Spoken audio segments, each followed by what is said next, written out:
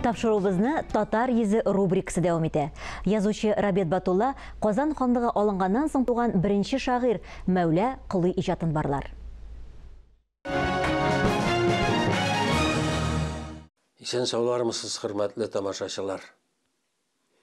Без тапшыруыбызны дәвам итәбез.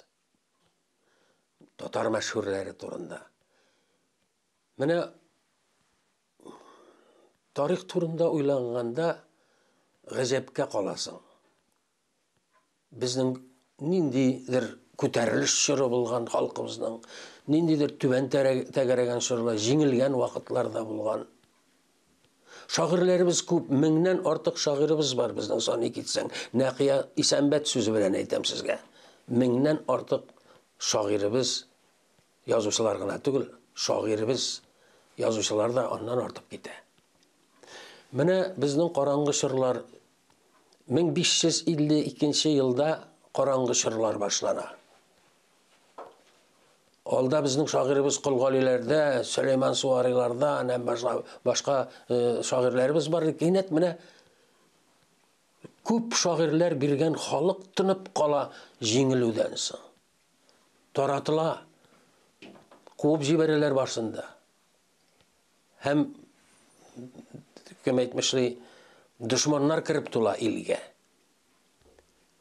Караңгылык чоры менә регресс чоры башлана, бер шагыйрь юк. 10 еллар, 100 еллар үтә. Бер шагыйрь бирмәгән татар.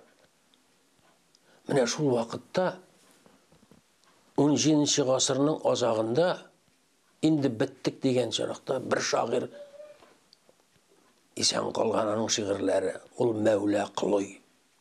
17нче гасырның азагы. Мәүлә Кылый.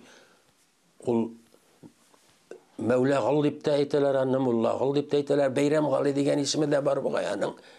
Ләкин ул үзенең әсәрләрендә үзен Мәүлә Кылый дип әйтә, ягъни Аллаһның кулы дигән сүз.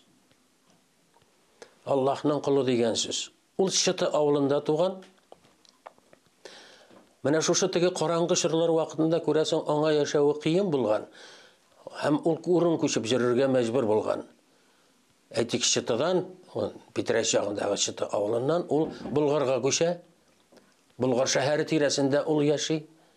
Аннан соң теге Әлмәт ягындагы иске Иштирәк авылына күчеп китә. Аның шигырьләре гаҗәп кызык, суфийчылык белән шөгыльләнгән. Гаҗәп, ул төшенкелеккә дә бирелгән. Ул кайгырганда халкы өчен. Шул ук вакытта гаҗәп дәрәҗәдәге күтәренке рухтагы шигырьләрендә бар аның. Аны да калдырган. Безгә мирас итеп. Менә без мәхәббәт шагыйры дибез. Әйтик, мәсәлән, без уйынышыны белән мәхәббәт шагыйры Рәдиф Гатауллинны атыйбыз. Чөнки ул һәр вакыт мәхәббәт турында яза. Гәрчә шагыйрьләр барысы да мәхәббәт турында яза. Ә менә мин иң беренче Мәүлә Кылыйны атар идем. Менә ничек итеп ул ир белән хатын мөнәсәбәтен гүзәл сурәтли. Хәләл нуры нурлы торыр, Көнәш Нурдин, хәләл белән сөешмәк, татлы балдин, ике хәләл бер-берсенә хушнут булса, назиклектә назик нишкә кылдин. Ир хатын мәхәббәттә сөхбәт кылса, анлар өчен хәсәнәтләр хасил булыр. Кыз улан раушан торыр, якты көндин, ата-анага ләззәтлектер шәкәр балдин. Хак әмре илә хәләленә тапшырмаклык, назиклектә назик торыр, өзелер кылдин. Бу бит менә кияүгә бирү турында сүз бар. Хәләл дигән сүз ул никахлы хатын, никахлы ир дигән сүз. Ир ата-ананың кызны сөеп үстереп хәләленә тапшырмаклык. Күрәсезме, нинди гүзәл.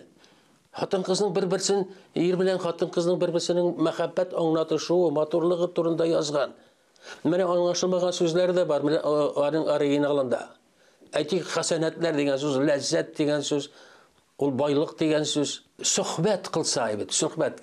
Ир белән хатын бер-берсе белән сөхбәт кылса, шул кадәр нишкә кыл кебек ди, нишкә кыл кебек ул үзелер кебек ди.